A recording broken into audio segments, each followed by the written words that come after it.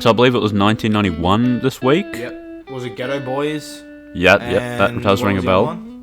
Something like that. I can't remember either. Oh, A Tribe Called Quest, Check the Rhyme. Oh, Check the Rhyme, yeah. Yeah, it was 1991.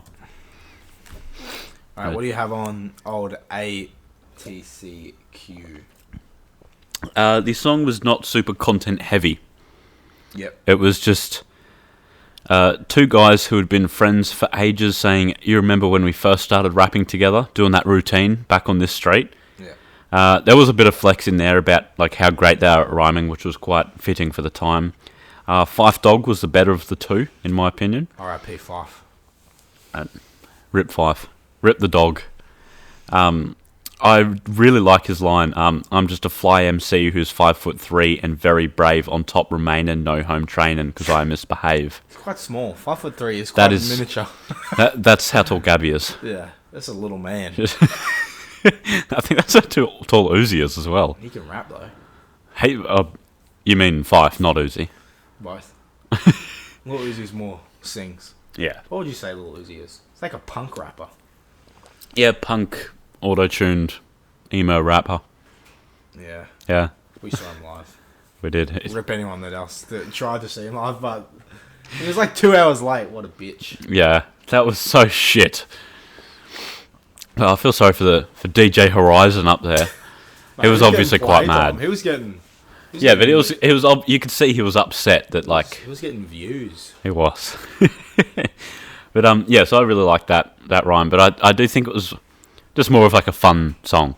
Like Yeah. you can tell that the two had like a genuine friendship. Yeah. And I think that helped it become a lot more fun. Yep. I think I like the Ghetto Boys too a little bit more. That's exactly what I've written. The Ghetto Boys, sick name. And Yep. weren't they in like 2 weeks ago? We talked about them, I think. Yeah. Yeah. I don't think they won that time.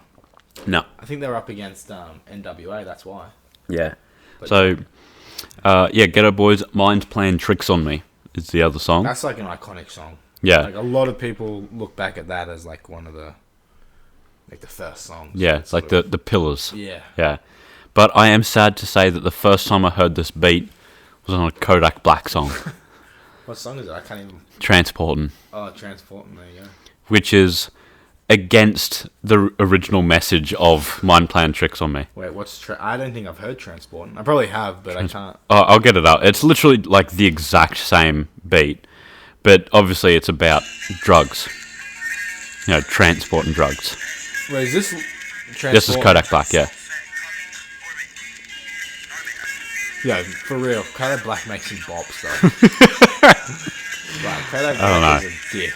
He is a dick. He makes some bops. Mate, Like Codeine, Tunnel Vision. Codeine Dreaming, Tunnel Vision, Drowning. Oh, that's three bops. and Patty like- Cake. But this one, it's not bad, but it's Kodak Black at the end of the day. And it's about the transportation of drugs. Yeah.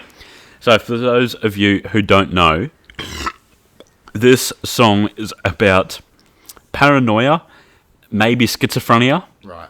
most likely caused by the abuse of drugs. Yeah. What's the guy with the eye patch's name? Bushwick Bill is the coolest name of all time. What a meme. He died recently, actually. Yeah, he did, Rest in actually. peace, Bushwick. But he's got one eye because of a failed attempt at suicide, Oh, right. which was due to a psychotic break from drug use. Right, that's crazy, isn't it? Yeah. So they're obviously quite against drugs. Then he got a sick fucking eye patch. Like, that's how you know you're like a gangster. Like, who in the rap scene, he doesn't care about appearance, he fucking got an eye patch on. If someone comes out today with an eye patch on, most likely be Post Malone, I'll be amazed. Yeah. Mate, okay, keep going with this and then I'll ask you a question at the end. Okay. So yeah, this song, they're like sort of hallucinating to a point where they literally hallucinate a man who's following them everywhere. Yeah. And like eventually it develops into like very major hallucinations. The last verse, which went to Bushwick Bill, was talking about how he was walking around with the rest of the group on Halloween, and then they see the man that's following them. Right. They're like trick-or-treating and shit. And then they're like, oh fuck, there he is, and they just all start wailing on him, like blood's flying everywhere, and then the man that follows them just disappears. Right. Then all of a sudden, his friends disappear. It was a 4-year-old kid. And no. He's killed a 4-year-old. And then all the trick-or-treating disappears, and he's just facing a wall. And this whole time, he's just been punching a wall. And his hands are sore now. Yeah, his hands are bloody. That's where the blood came from. Yeah, it's pretty crazy. It's actually, like, to think of that, Yeah. surely that's happened to him. Like, no one thinks of that, right? Yeah, that was the hardest verse I've heard in a long time. So, yeah, wasn't this originally written by one member? I'm not sure. I don't know the story of it, but I just know that this is a really great storytelling. Yeah, yes. Sorry to interrupt, but Scarface wrote it. There you go, Scarface. And he did the original song, like just him. Sent it off to his record label, the only copy of it, and then they just said, no, put the rest of the group on there. They said, get Bush on there. Yeah. Get Bill on here. But like, and that was never returned. So he's literally said, somewhere out there's like a copy of Just Me on the song, so if you have it, please leak it. Yeah, there you go. But yeah, so the fact that Bushwick Bill did attempt to commit suicide, it's like giving him that last verse, the most real story-based verse going to him, that makes a lot of sense. Yep. As a kid, he did suffer from manic depression. Yep. And it made him want to kill himself, and he started using drugs at the age of 8. Yep. 8 years old. Get drugs when you're 8 years old. I don't even know how to get drugs now. But like, how... You heard that, Mum? What are drugs? So, what grade are you in grade 8? In grade 8? You're in grade 8? At the age of 8. Like grade 2? Grade 3. Grade 2, 3, yeah.